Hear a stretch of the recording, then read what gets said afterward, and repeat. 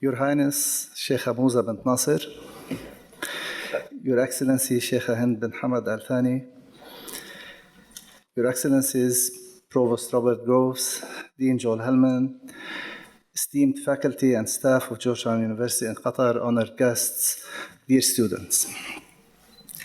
Welcome and thank you for joining us in this very special celebration in the history of Georgetown University in Qatar and the Qatar Foundation's journey towards being a globally recognized knowledge producer.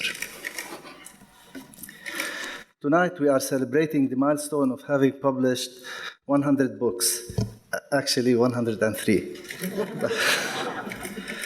by faculty and staff of Georgetown University since joining the QF family in 2005. But this represents just a portion of our total research output. As you know, many fields do not publish books. Instead, they publish in scholarly peer-reviewed journals. And so this celebration is not just about books, but it's about GUQ's research production as a whole. Research at GUQ spans many disciplines.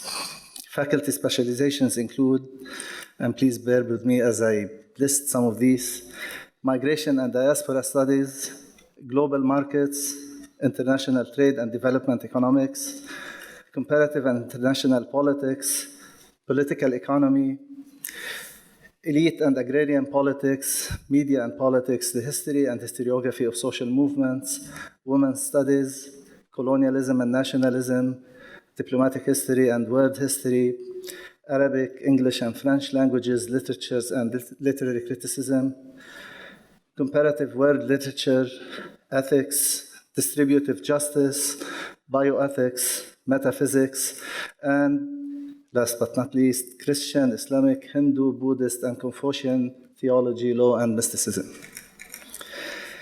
Regional areas of interest range widely, from the US to China, Vietnam to India and Pakistan, Ireland to the UK, Spain and Russia, to virtually all points within the Middle East and the Gulf.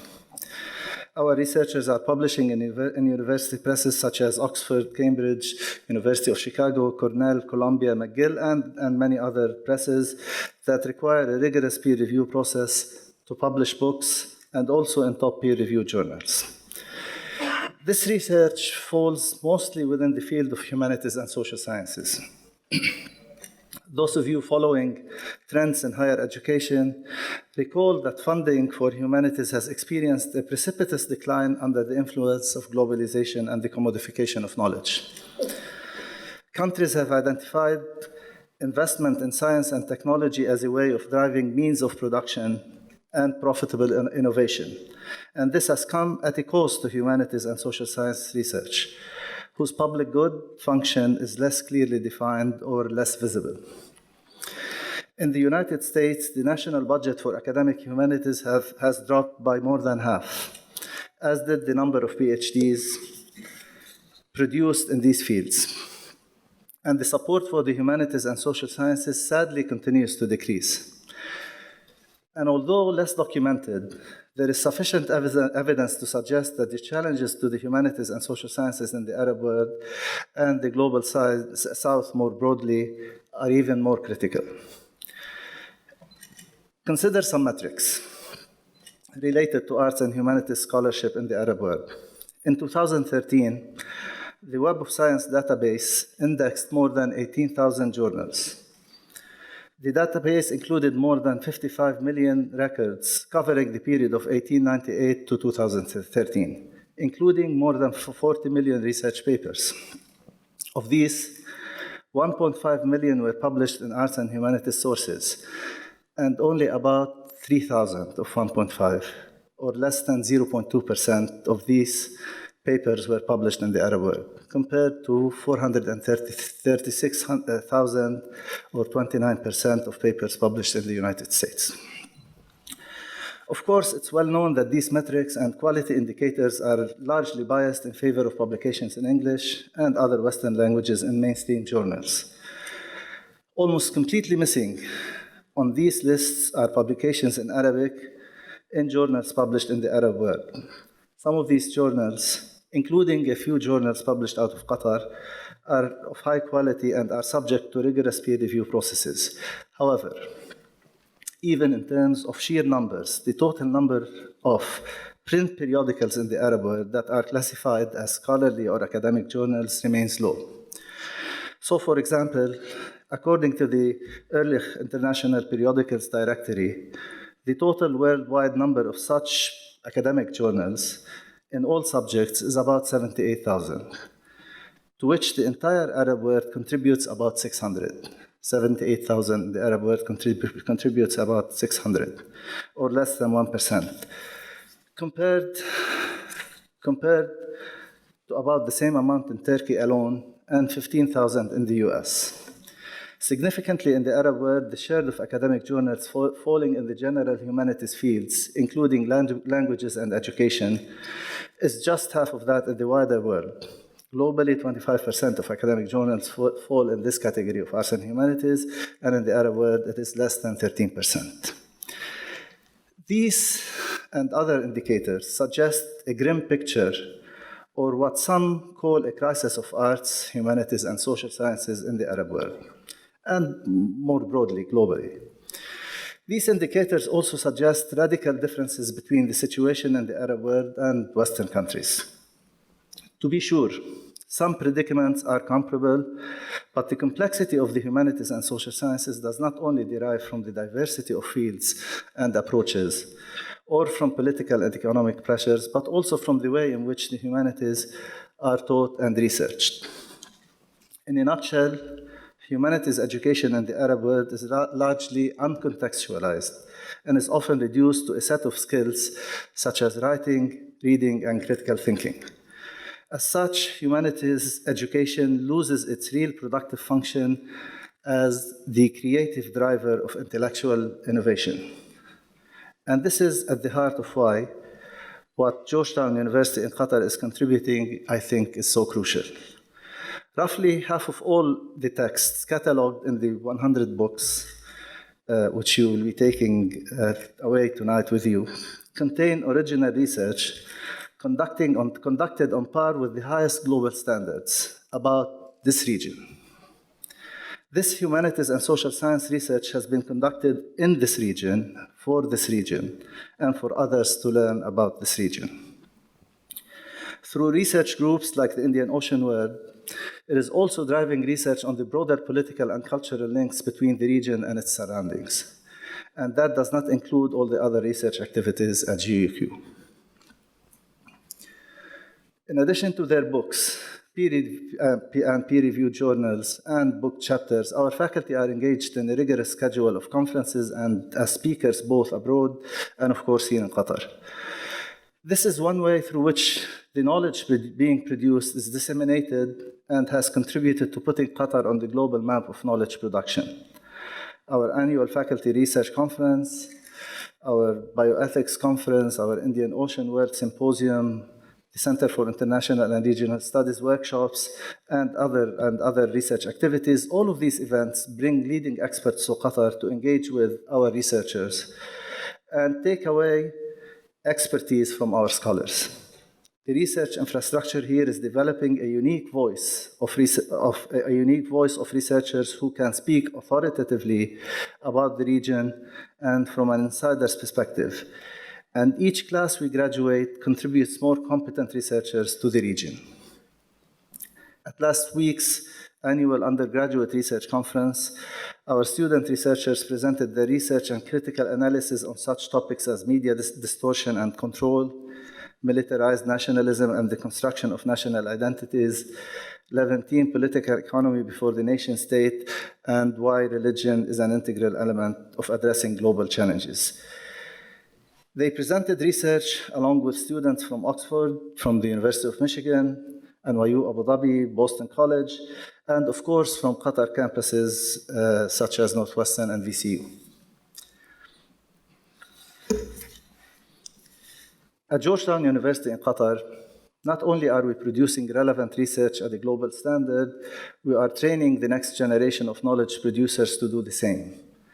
Our alumni have already contributed to UN reports and have had their research published in books, and we expect more contributions as their careers mature. As an institution, we can never forget that our main remit is to provide a high-quality education.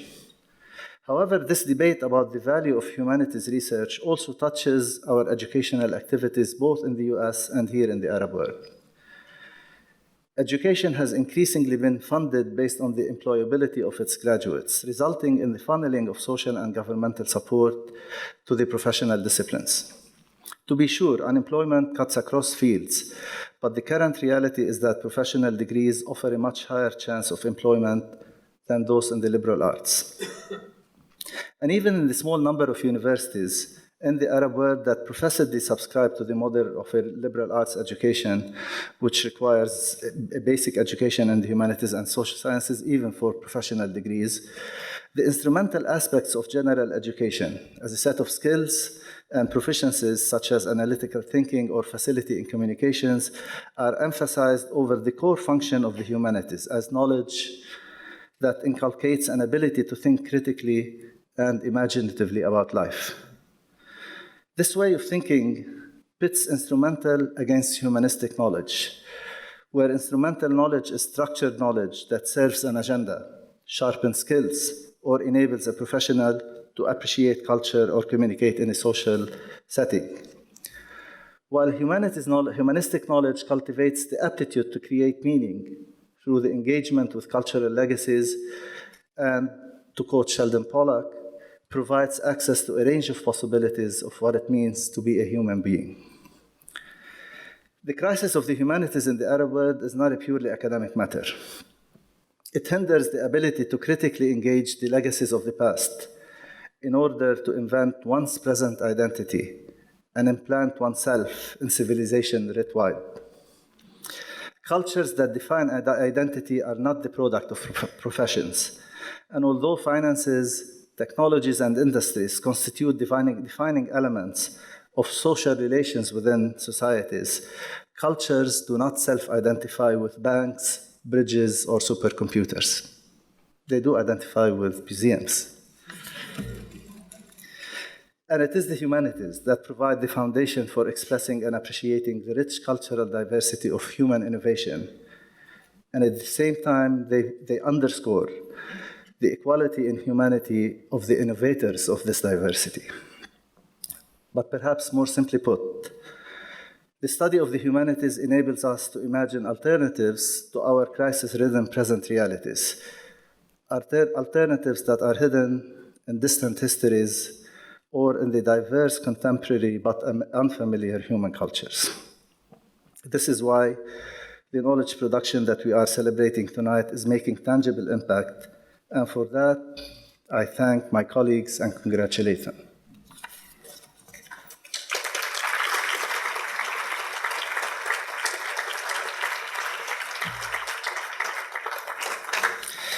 Your Highness Sheikha Moza bint Nasser, Chairperson of Qatar Foundation, we are honored to have you in attendance of this evening's event.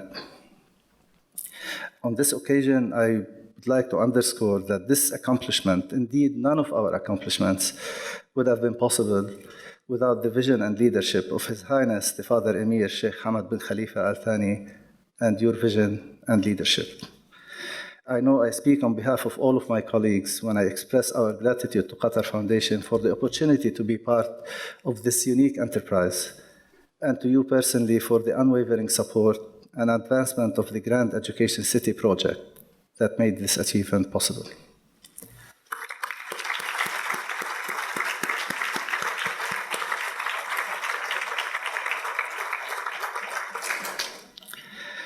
This belief in the power of knowledge is also embodied in our next speaker and by her inspirational leadership. Her Excellency Sheikha Hind bin Hamad Al Thani is Vice Chairperson and CEO of Qatar Foundation. She also serves on the boards of several education and cultural institutes, including Hamad bin Khalifa University, Qatar National Library, HSA Paris as a member of its international board, and Teach for Qatar. Your Excellency, thank you for all your constant efforts to advance education, research, and knowledge, and for sharing in our celebration tonight. Please join me now in welcoming Her Excellency. Assalamu alaikum. Good evening, everyone. I know we're all excited about the panel discussion, so I'll try to make this as short as possible. It's important to convey to you why this milestone is important to us at Qatar Foundation. This celebration is a dual milestone in the story of Georgetown University in Qatar and Georgetown University's Edmund A. Walsh School of Foreign Service. When my mother, Her Highness Sheikha Moza bint Nasser, first envisaged Qatar Foundation a quarter of a century ago, what she saw was a creation of an environment of knowledge and learning that would span multiple academic disciplines and dimensions, equipped students to meet the needs of Qatar and the demands of the world, and provide Qatar with international standard education within an Arab context. The realization of her vision is embodied by Education City, our unique, vibrant, and constantly innovating model of quality education, and by the young people we nurture and empower to thrive academically, think creatively, explore fearlessly, and make their mark in Qatar and in the world. When we look to invite some of the world's most prestigious universities to join our mission and contribute to the development of Qatar and its people, we sought higher education partners that not only offered academic programs of the highest caliber, but whose ethos and values mirrored those of Qatar Foundation. This is how our partnership with Georgetown University began, and 14 years on, Georgetown University in Qatar continues to be a beacon of critical thought, insight, and intellectual rigor, nurturing future leaders who will address some of the most crucial issues of our time through education, research, and a spirit of exploration and freedom of expression. From its first intake of students onward, GUQ has reflected its parent campus' long tradition of academic excellence.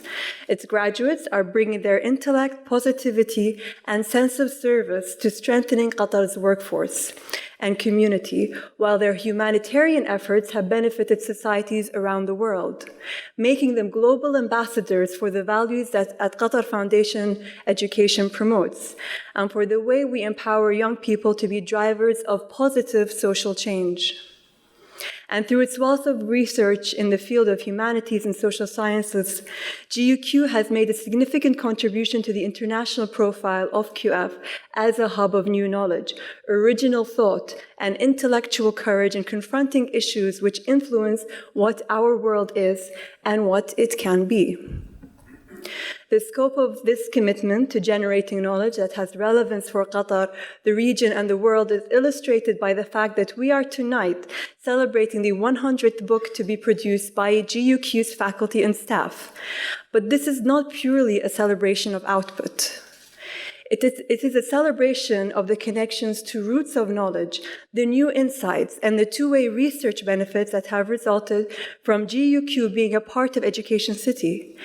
Being based in Qatar has opened up fresh avenues of discovery for Georgetown faculty, not only by enabling them to explore and research the MENA region from close up rather than far afield, but also by the varied perspectives that our diverse student body contributes to in creating a deeper bank of knowledge and academic thought.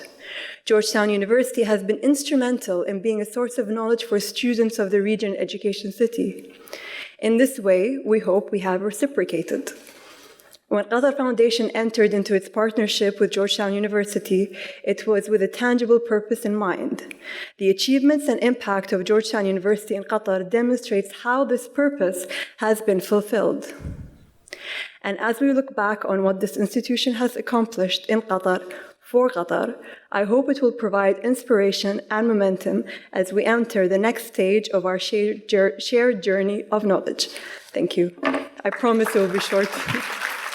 Thank you, Your Excellency, for those thoughtful and kind words. To explore the subject of the impact of our research further, we have with us tonight a panel of subject experts who also are witnesses to the development of Georgetown University in Qatar. The panel will be moderated by Dean Joel Hellman of the School of Foreign Service in Washington, D.C. Dean Hellman has a long career in diplomacy, having joined the School of Foreign Service following 15 years of service at the World Bank, where he most recently served as chief institutional economist and previously led its engagement with fragile and conflict-affected states as director of the Center on Conflict, Security and Development in Nairobi, Kenya. Prior to that, he was manager of the Governance and Public Sector Group of the South Asian region, stationed in New Delhi. Earlier in his career, Dean Hellman was a professor at Harvard and Columbia Universities. I'll be short in my introductions because I'm sure you want to listen to the panelists. Also on the panel is Her Excellency Lola Cut, spokesperson of the Ministry of Foreign Affairs and a member of the GUQ Joint Advisory Board. Before her appointment as the spokesperson for MOFA, she served in various roles, including Minister Plenipotentiary, it's a difficult word, Plenipotentiary at the Ministry, Director of Planning and Quality at Qatar Tourism Authority, and as a research project manager at Qatar Foundation. In addition to her official role, Her Excellency acts as an independent policy analyst. She co-edited the book Policy Making in a Transformative State, The Case of Qatar, and she authored Educational Outputs and Labor Market Needs, a study on labor market issues and methods of addressing them. She acts as a research associate at the Oxford Gulf and Arabian Peninsula Forum at St. Anthony's College at the University of Oxford, and is also a board member at the Institute for Palestine Studies. Professor James Reardon Anderson is a professor of history at Georgetown University in Qatar, and also the founding dean of Georgetown University School of Foreign Service in Qatar, overseeing its establishment from 2005 to 2009 and subsequently returning for a second term from 2016 to 2017. He is a specialist in modern Chinese history. Prior to his time in Qatar, Professor Anderson held a number of roles at Georgetown University, including interim dean of the School of Foreign Service in Washington, senior associate dean, and director of the Georgetown University Master of Science in Foreign Service program. And by the way, Jim, happy birthday.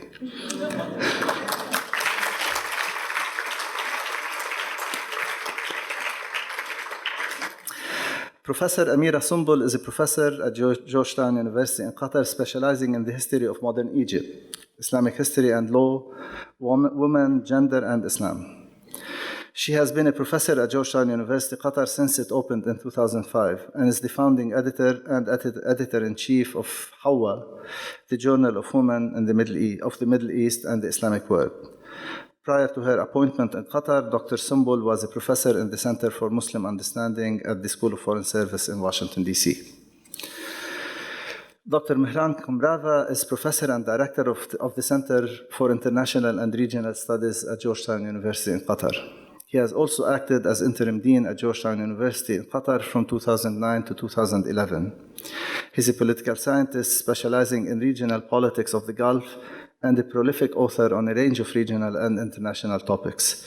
He has played an important role in setting the research agenda for the university. And last but not least, Professor Gerd Noneman is professor and former dean of Georgetown University, Qatar, from 2011 to 2016. He specializes in Gulf studies and has been a consultant at a number of institutions across the region. Prior to his appointment at Georgetown University in Qatar, he served as professor at the University of Exeter, where he also directed the Institute of Arab and Islamic Studies and the Center for Gulf Studies.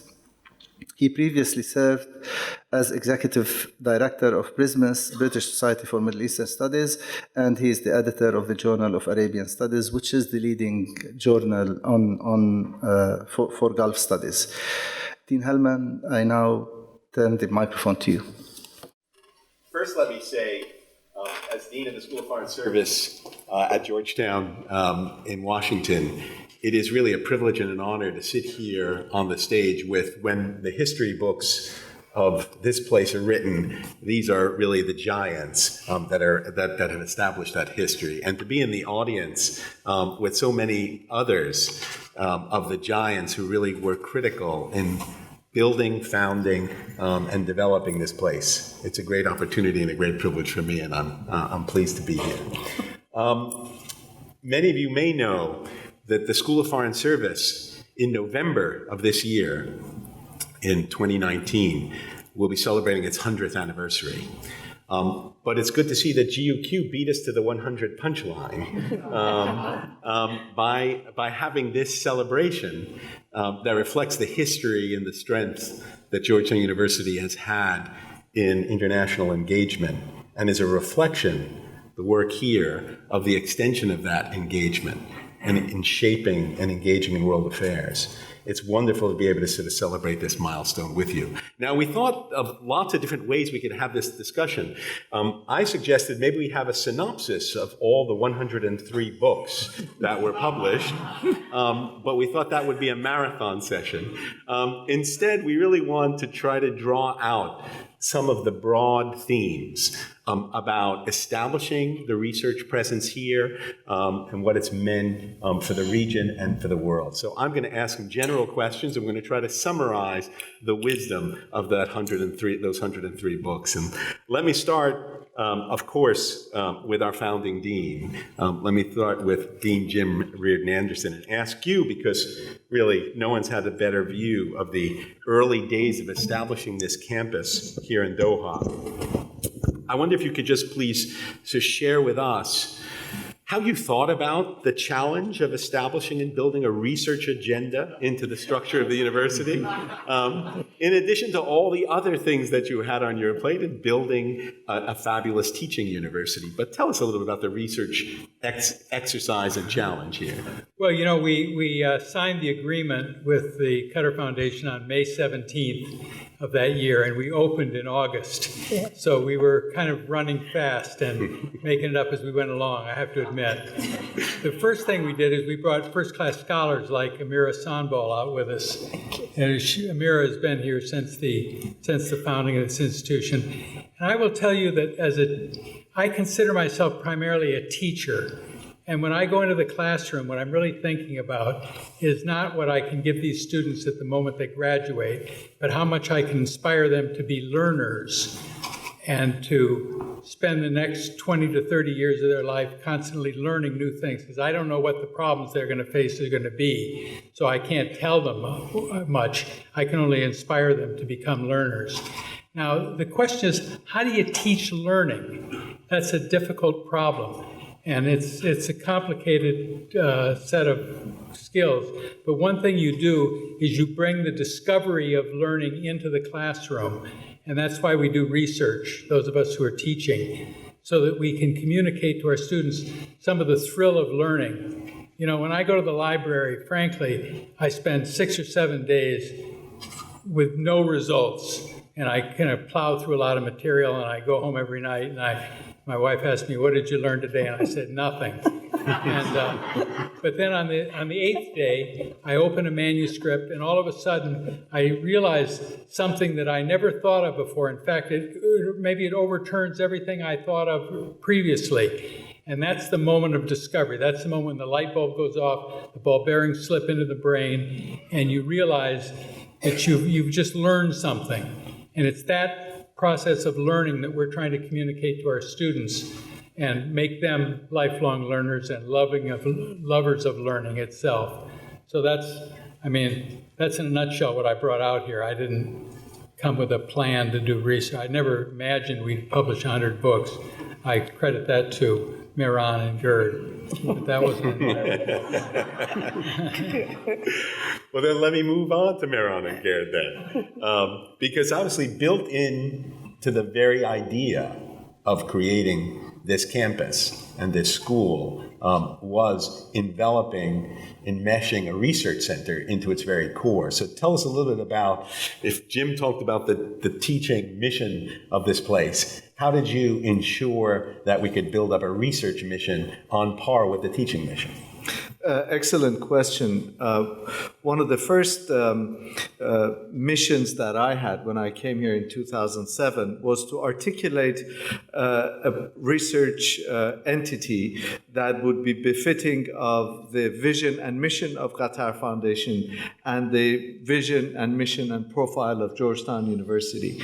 And in many ways, the early ones of us who were here, we discovered that the region here, the Arabian Peninsula, is a blank canvas. And we had an opportunity opportunity here to tap into local resources, local knowledge, and really contribute something to bodies of knowledge that existed, to do cutting-edge research that didn't really exist in the past. And in that, we were quite fortunate that we had partners at Qatar University. Immediately, we had the Qatar National Research Fund. There were a number of resources, a whole network of scholars, both in Qatar, across the region, and beyond, that were keen to engage with us and help us in the journey of discovery that Jim alluded to.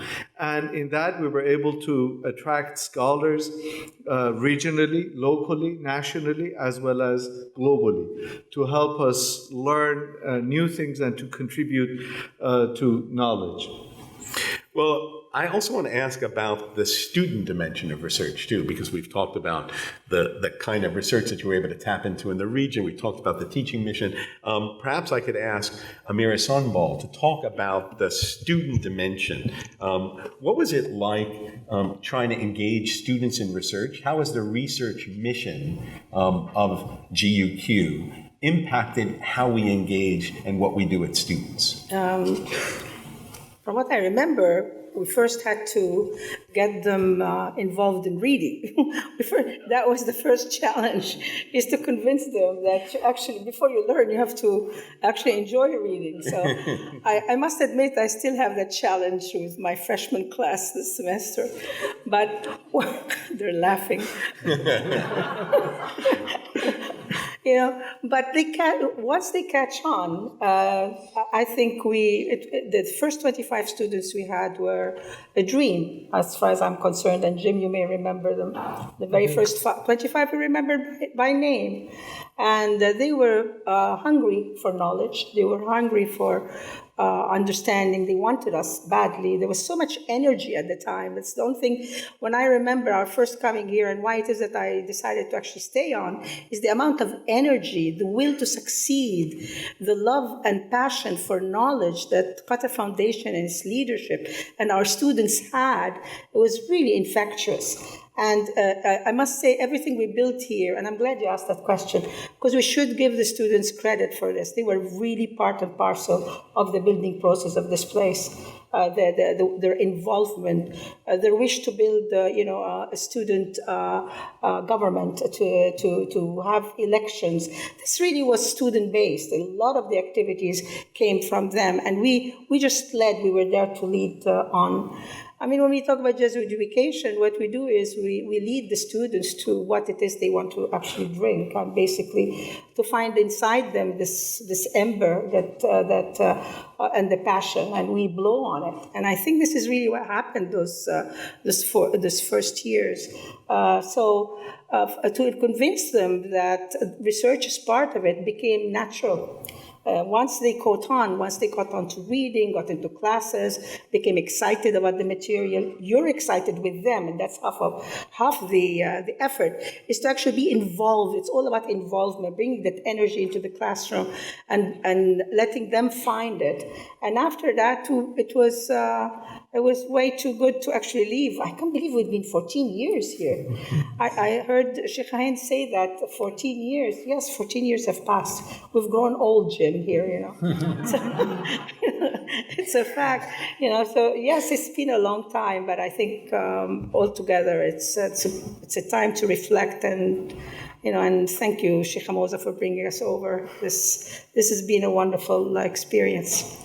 I do want to keep on the theme for a moment and ask Garrard, perhaps, the theme of students in research, because one of the things some of our guests here might not recognize is how deeply involved students are in the research mission of our work. So sometimes they think, well, the faculty do research and the students are engaged in our classes.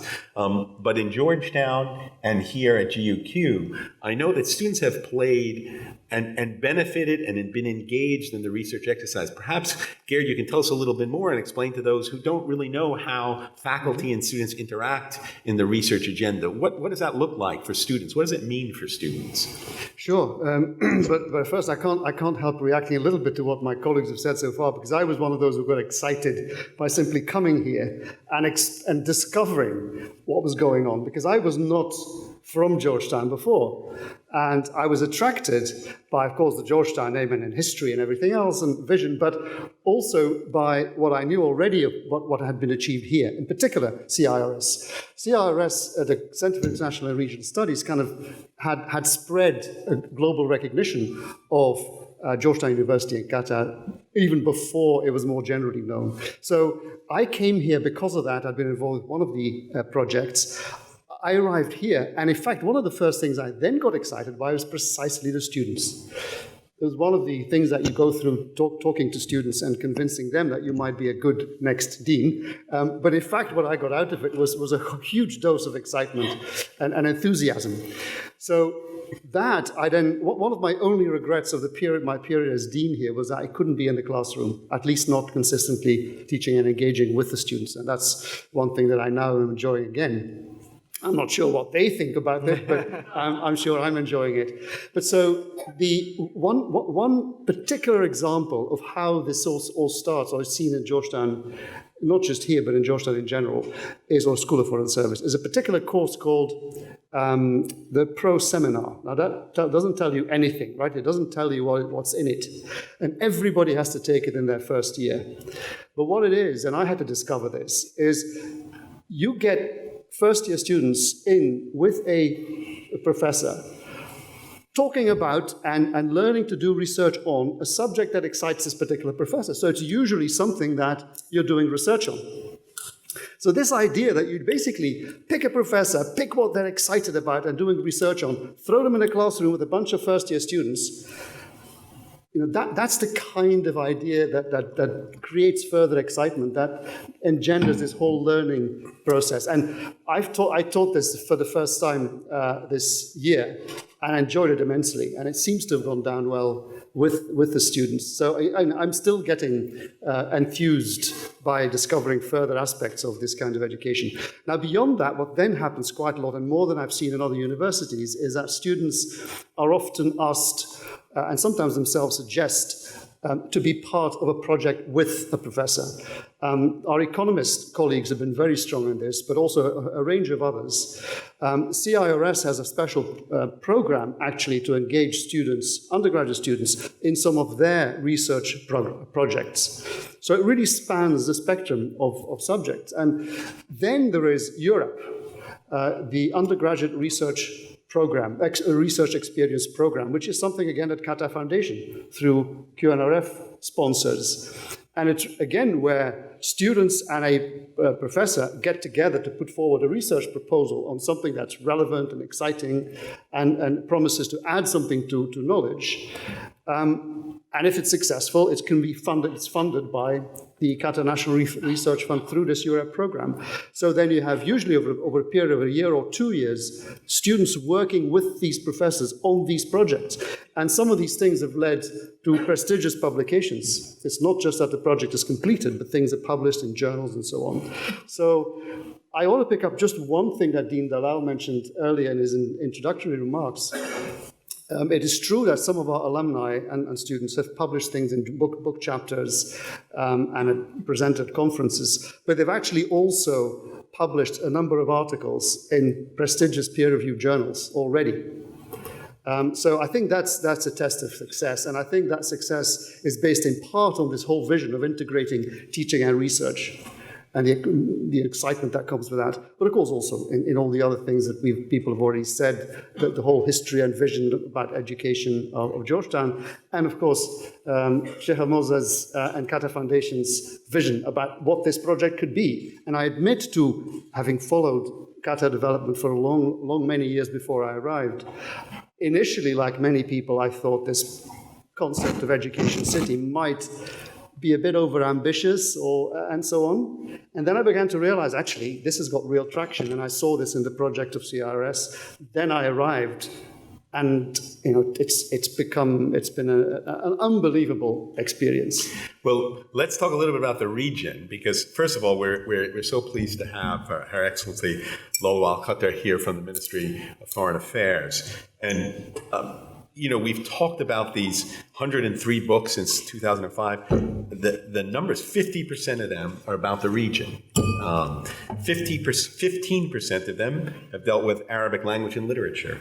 34% of them have contained research explicitly about Qatar. So it's wonderful to have you on the here on the dais to give us a broader view of what you think the impact of this research has been for Qatar and for the region overall. Thank you so much, Dean Hellman, Your Highness Sheikha Moza, Your Excellency Sheikha Hind, Dean Dalal, Excellencies, ladies and gentlemen. I'm deeply delighted to be here with you on this occasion.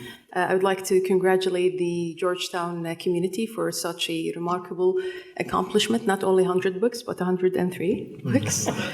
It's remarkable by all standards, not only regional, but I would claim also international standards. If I may also echo your words, Dean Hellman, I'm very honored to be part of this constellation of distinguished panelists. Some of them, we grew up reading for them, such as Dr. Amira Simbul. So very, very honored indeed. To make a comment on all of the excitement that the distinguished panelists expressed about learning and the students and the 25 students you mentioned, I believe some of them are my colleagues currently, some of them are here actually. So I bear witness to the quality of the graduates of Georgetown. We have a sizable number of well-rounded, distinguished, excelling diplomats. So thank you, actually, Georgetown. But I should admit as well that we have rivalry in the office. So we have Georgetown students and we have Northwestern students. And I try to navigate my way through them, but sometimes I just give up. So. How many books have they published? No, I'm just...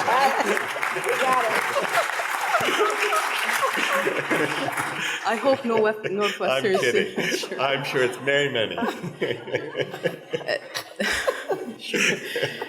In terms of the question about the impact on the overall region, not only Qatar. Now, one transformation that not only Georgetown had, but I would claim that the educational reforms that Qatar went through had, whether it's Georgetown, the wider education city, or Qatar University, is to shift away a little bit from a concept that has existed for a long time in the Arab region, with a few exceptions like AUB, maybe AUC, that is teaching intensive universities, right? I mean, that the main goal of any university is to graduate students, and this is the accomplishment. We've moved to research-intensive universities, right? And we've been talking about graduating students, but then also creating researchers, producing knowledge. And I think this is the major structural, transformative impact that Georgetown, Education City have had in the past 10, 15 years. And I hope that this will continue. I mean, with the help of entities like Qatar National Research Fund, just to give you one example, in the first 7 years, they gave grants that would amount to $500 million. I mean, for our region, by our standards, this is huge. 2017, 2.8% of our GDP in Qatar went to R&D, not only research, but R&D in its wider sense. Also, this is a significant amount. It's very important to produce knowledge and to produce meaningful knowledge, right? This could be my comments maybe in the second round, but I think it's very important that we distinguish when we look at the landscape of policies on the one hand and education and research on the other hand, to distinguish between the different roles and functions that different actors have. We have research centers and academia, but then we have think tanks, and then we have consultancies, and oftentimes we mix them up. And we'll come to that point maybe in the second round. No, I don't think we're going to have time for second round, so go straight into it. Sure, absolutely, we'll do that. I just didn't want to dominate the discussion. So when it comes to research centers, when it comes to academia, when it comes to universities, knowledge is sometimes produced for the sake of knowledge. And this should be okay. If you spend time researching the influence of Aristotle on Ibn Rushd, for example, that's completely fine. Spend 20 years doing that, right? But then you have the role of think tanks, which are supposed to produce knowledge that are policy-oriented, implementable recommendations.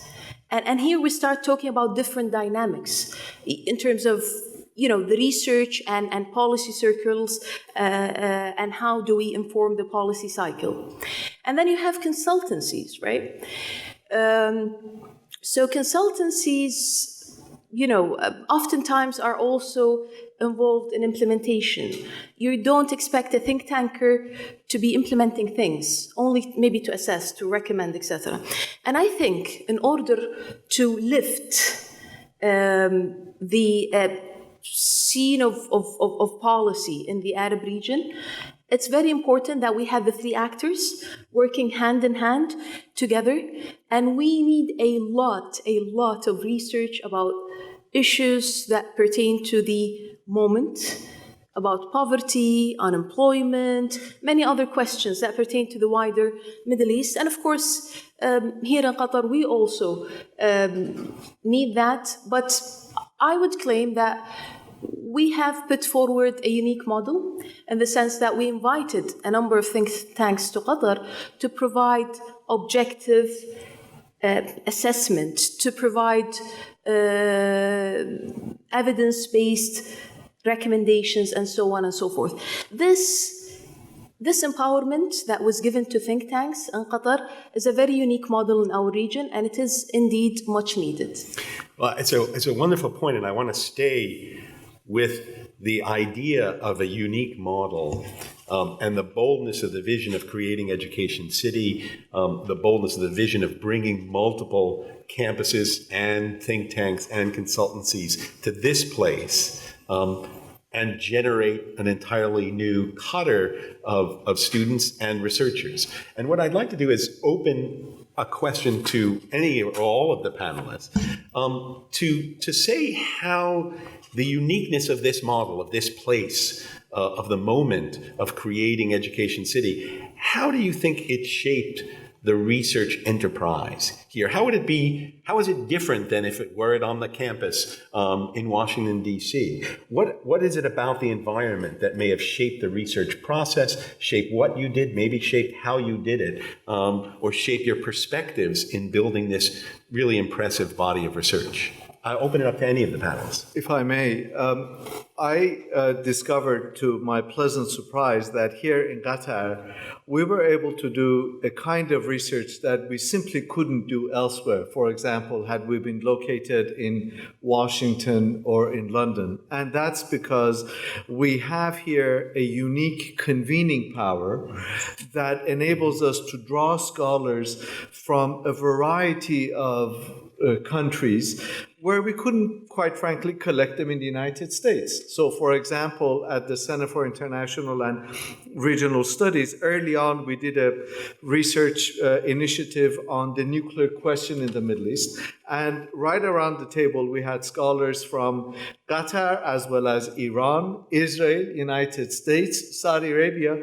And that ability to bring scholars and enable them to engage in open dialogue and exchange of views, I don't think we could do that anywhere else, quite frankly. And so our location has been a source of tremendous comparative advantage. And quite frankly, the freedom that we have had to engage in the kind of research has enabled us to do the kind of work and ask questions that I don't think we could do anywhere else. Other thoughts? Amira? Sure. Actually, one of the things that my colleagues and I had when we first arrived here was to see where we were, because we are oriented in Washington looking at the world, but now we were in the Gulf looking at the world. So all of a sudden we realized we have a different enterprise than what we have in Washington, because I come from the School of Foreign Service in Washington. So how do we handle this? So we began to introduce programs and think in a different way. And one of the programs we have is the Indian Ocean program. And really, one of the reasons we did this endeavor, and my colleagues and I thinking about this, Professor Abu Sharaf is here. She's one of the persons who founded this, Professor Fiba Musando, Uday Chandra, also Professor Sandra from Northwest, she was with us too. We basically wanted to open the Gulf to the world, and we realized that as long as we were talking about land and trade through, it becomes landlocked, and so we thought we are going to talk about oceans. Let's talk about what involves the Gulf, and all of a sudden the Gulf opened to the rest of the world. So our interest is really Doha, Qatar, where we are in the Gulf, and basically the trade of the Gulf is involved through the waterways rather than through land, and therefore the project became one that dealt with the wider Indian Ocean.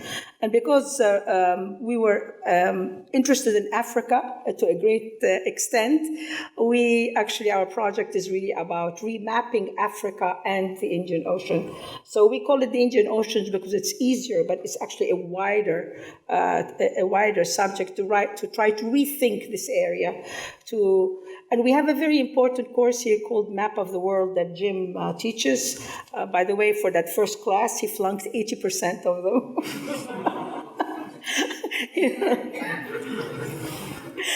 I told him that the other day. He said he's still doing it.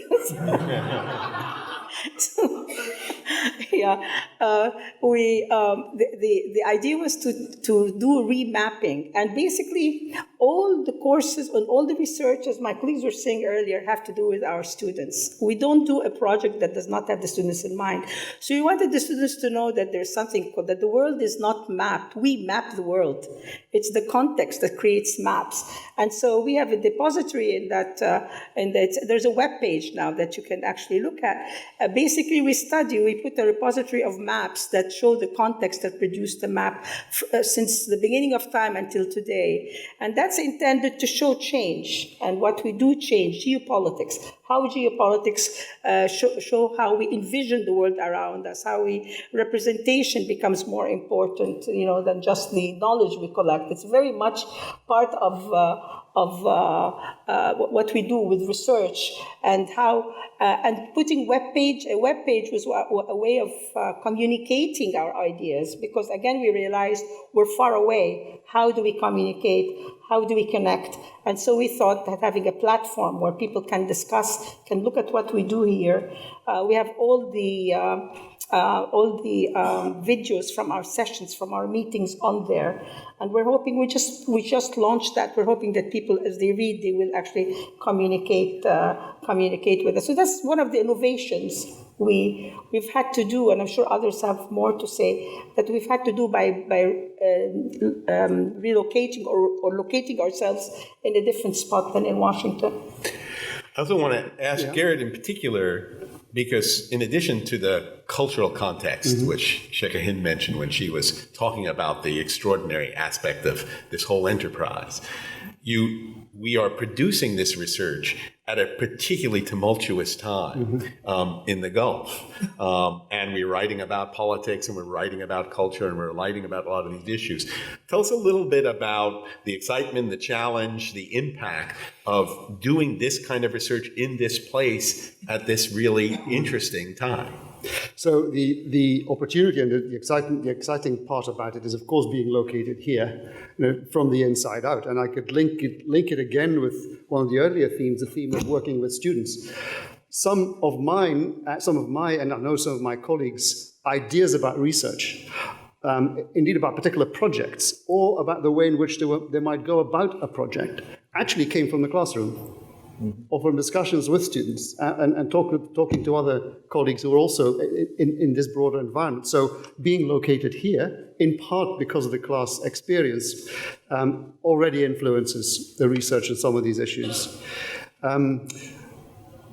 There are, of course, always challenges, but one of the, in particular in this broader region, have to do with academic freedom. And so one of the astonishing things, if you look at the comparative context in this region, is precisely the freedom of academic endeavor that you have here. And I've been able, when I was still dean, trying to recruit top people from around the world to come and invest in their academic career here, rather than in Washington, let's say, or other universities. And that's one of the questions one has to address. And I could say with my hand on my heart that we have never, in trying to identify key issues to research, we have never had any sense in which we were driven by anything other than what is interesting, what is worthwhile, what is going to have an impact. Those were the criteria. There was never anybody who told us you can't research this, you can't write that, you can't teach this.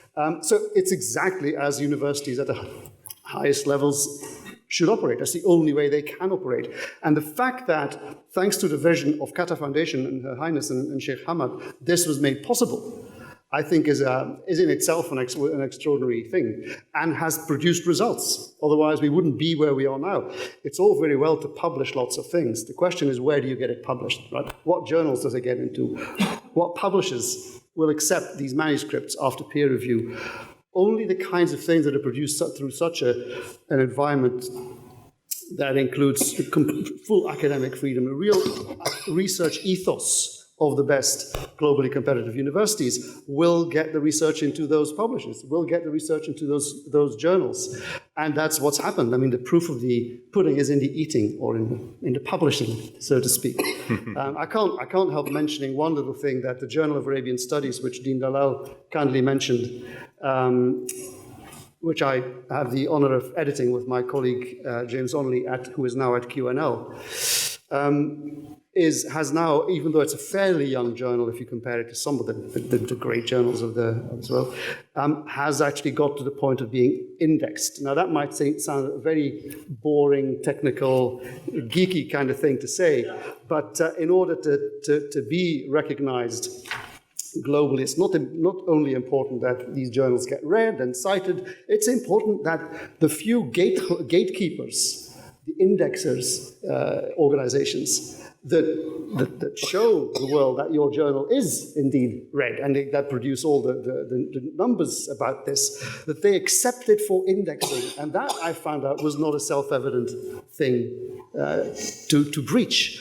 We've got there, all in this young organization, Georgetown University in Qatar. This is one of our journals that happens to be produced here. But that leads me to the final point I wanted to make about this particular location. As I already said, my co-editor is based at Qatar National Library. Moving away from my journal now, some of our recent publications, one that stands out, it was on the Qatar crisis, on the Gulf crisis. And the idea was to do something, Rory Miller, my colleague here at Georgetown, had this idea with colleagues at Qatar Foundation, HPKU Press. Why not do something that brings together a number of colleagues from across Education City with different specialisms, and let them approach with their professional expertise, with their professional lenses, this whole issue.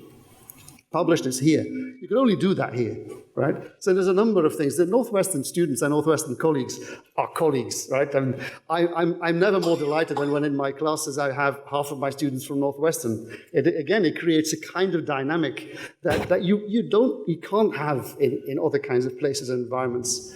So I'll leave it there. Thanks, and I'm going to end with Jim, but before I do, I want to ask Your Excellency, because it's so wonderful to have you here, and you have the faculty here, many of whom produced these 103 books and are working on the next 100 books, which we hope are going to be even faster than 14 years when we do the bicentennial. What topics, what are the issues from your perspective that are most pressing that you want to hear from this faculty and this collection of students in the future research agenda? We're going through this very critical phase. that, I mean, if we can point at one characteristic of this phase, it would be unpredictability, right? And talking about the GCC, of course, I think questions about governance, the applied research is important. We need that to inform policymaking. But I think it's about time to start asking the major Jewish philosophical structural questions about our region. What does it mean to have a GCC? Just to give one example, the Arab League. I mean, what do they stand for? Do we need to revisit that? But then do we need to revisit, I mean, being here in the arena of political science, there is a generation that lost faith in the concept of nation state altogether, right? Their imagination is going beyond, and they're joining the non-state actors, transnational movements. How do we address that? How do we create a consensus around the concept that would bring us all together about the basic things? Let alone the aspirations of union, etc. No, the basic things within each country. This is very important. It's extremely important. And I keep saying that the one mostly overlooked, but yet very important achievement, quote unquote, of the Arab Spring in the first 18 months is the following. It had the ability to create a consensus, not over the concepts or the objectives, but the mechanisms through which people can mediate their differences, right? Mm-hmm. You saw liberals, Islamists, secularists, you name it, all of them adhered to what the universal suffrage would lead to in terms of elections, voting, etc. This is an agreement on the mechanisms, and I would claim that this is the best we can ever get, not only in the Arab region, elsewhere. You will never eradicate the differences. The only example we know of eradicating differences is fascism, right? Mm-hmm. All people are created same size, it's just like an assembly line. You cannot create that. Differences will always remain. So the question is, how do we mediate those differences? And I go back, there was at one point a consensus over the mechanisms. If we had the ability to recreate that through evidence, through research, through knowledge dissemination, then that would be the greatest achievement that we can achieve for the Arab region in the coming maybe 10 years or 20 years. Well, Jim, you started it all. I have to give you the last word in sort of setting the course for the future. What are, given your experience here, given what you've seen and what we've achieved in the 14 years that we've been here, what do you think are some of the kind of key forces that need to drive us forward to the next stage of development of this campus and ensure we're addressing the issues that have been laid here on the table? Gosh, well, that's a huge question. I do say I want to thank Ahmed for signaling it was my birthday today, and for Joel reminding us we've been here for 14 years. And I would just like to say that I consider Amira a young chick. So from where I sit, she looks pretty young to me. So where are we going to go from here? I don't know where we're going to go, but I will tell you where I've gone. I spent most of my career studying China. And I wrote several books on China, and then I came here, and I taught Garrard was mentioning a freshman pro seminar, and I remember this young man that sat at the other end of the table. His name was Mohammed, and Mohammed and I always had battles in that pro seminar. We had very different ideas about how things should go, and I remember thinking, I don't really know very much about this part of the world. I should find out. So I've spent the last year writing a history of Qatar, and I've completely remade myself as a scholar. And I'm not going to study China anymore. I'm going to try to understand the emergence of Qatar. And so I very much credit my students, and particularly this one young man named Mohammed, for having started that process out. I don't know where my colleagues are going to go, but I hope they have a similar moment of discovery that they can draw on to inform their research in the future. That's how I think of things. Well, you know, as the man who fails 80% of the students who take Map of the Modern World, I can tell you one thing that our students in Washington are thankful for, that Jim is transferred over here. Yeah, well. No, I kid him for it, but Jim's course, Map of the Modern World, remains an icon on the Georgetown campus, and I'm so thrilled to see that it remains an icon in shaping the experience of the Qatar campus, because it really is the signature of an education in international affairs, and it really was developed, designed, and built through Jim's leadership.